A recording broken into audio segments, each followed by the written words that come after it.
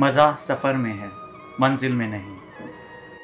और इसी थ्योरी को ध्यान में रखते हुए मैंने और मेरे फ्रेंड राजीव ने घूमने का प्लान बनाया और इस बार हमने लैंडोर जाने का सोचा, जो कि मसूरी से 5 या 6 किलोमीटर आगे पड़ता है।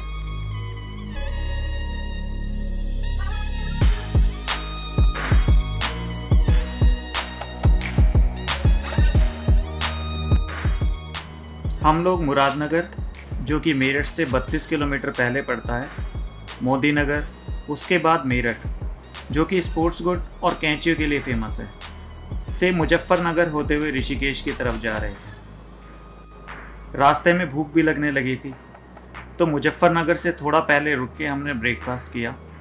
ब्रेकफास्ट करने के बाद हमारी बैटरीज फुल चार्ज थी, रोड्स, ग्रीनरी और नज़ारों का मज़ा लेते हुए। और हमारे लक की बात देखो, जिस दिन हमें निकलना था उस दिन बारिश हो गई, और बारिश भी हमारे निकलने वाले टाइम पे ही हुई थी और 15-20 मिनट में वो रुक भी गई थी, जैसे कि हमारे लिए ही हुई वो मौसम ठंडा करने के लिए। हमें और क्या चाहिए था, बस उठाया अपना बस्ता और मोटर बाइक और निकल पड़े। और दोपहर तक हमारे घोड़ों ने, हमारी मोटरसाइकिल्स ने हमें ऋषिकेश तक पहुंचा दिया।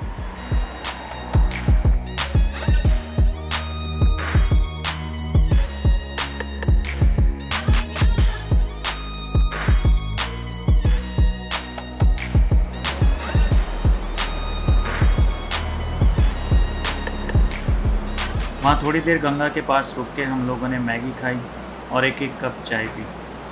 बड़ा रिफ़्रेशिंग लग रहा था वहाँ पर। और उसके बाद हम लोगों ने एक होटल में रूम लिया। वो दिन वहाँ पे गुजार के हम लोग अगली सुबह निकल गए मसूरी के लिए। चौड़ी और स्मूथ सड़कें, ठंडी हवा, बस उस टाइम और क्या चाहिए था लाइफ में। हाईवे से जाते जाते हमें एक और रास्ता मसूरी के लिए दिखाई दिया, जो कि शहर के अंदर से होके जाता था।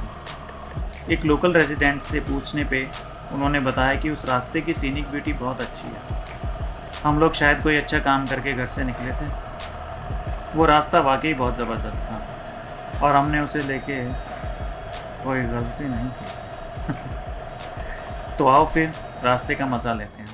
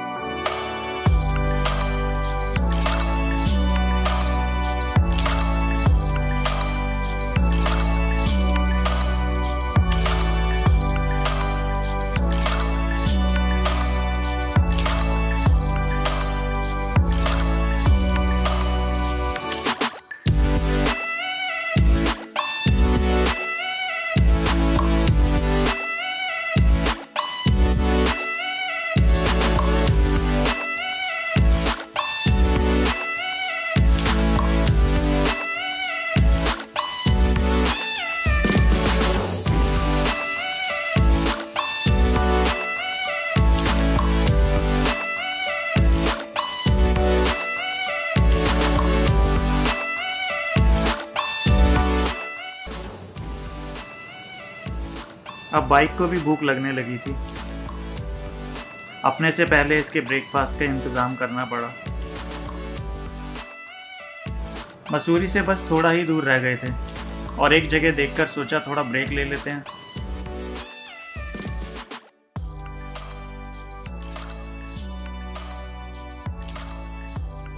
गेट खोल के अंदर गए तो वहाँ से वैली का व्यू बहुत ही शानदार था। हमें पता नहीं था, पर वो जगह एक फूड जॉइंट था, जो कि अर्ली मॉर्निंग होने की वजह से तब तक ओपन नहीं हुआ था। हमारे वहाँ पहुँचने पर वहाँ की ऑनर ने उसे ओपन किया और हमारे लिए टेस्टी ब्रेकफास्ट भी बनाया। वो तो हमारे लिए बोन इन डिस्गाइज हो गया। ज़बरदस्त व्यू, ब्रेकफास्ट, और जिन्होंने ब्रेकफास्ट कराया वो आंटी भी डाउन टू अर्थ थी। ब्रेकफास्ट के बाद तो हमारे अंदर बूस्टर्स लग गए थे। हम लोग लगभग 1 घंटे में ओल्ड मसूरी पहुँच गए और वहाँ एक अकोमोडेशन ले ली। वहाँ के रूम के बाहर का व्यू कुछ ऐसा था। उस टाइम वहाँ सब कुछ था, बस पंख नहीं थे।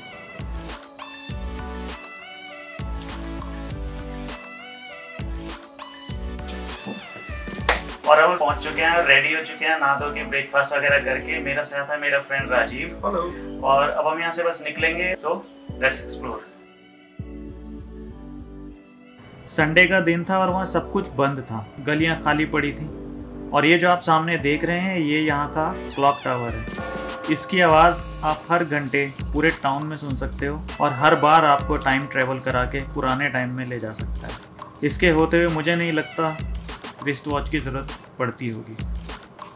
ओल्ड मसूरी की गलियों की सैर करते हुए हम बढ़े लैंडोर की तरफ और रास्ते में हमें कुछ पुराने घर भी दिखाई दिए जो देखने में ब्रिटिश आर्किटेक्चर जैसे ही लगते थे। And do you know one more thing? The famous writer Ruskin Bond also shifted in Mussoorie in 1963। He still lives there. ऊपर लैंडोर की तरफ जाते हुए रास्ता थोड़ा स्टीप था और टाउन बिल्कुल शांत था।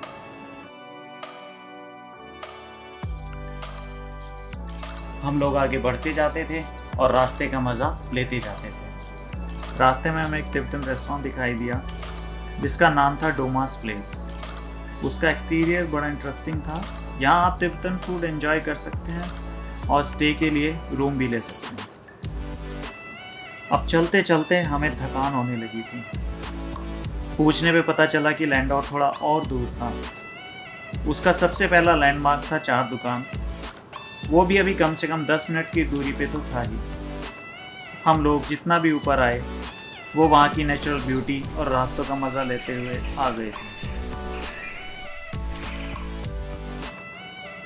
तब हम लोगों ने वापस अपने अकोमोडेशन जाने का डिसाइड किया और चल दिया। अगले दिन फिर से मोटर बाइक पे वापस लैंडोर जाने के लिए। तो दोस्त, स्टे कनेक्टेड, सफ़र अभी बाकी है।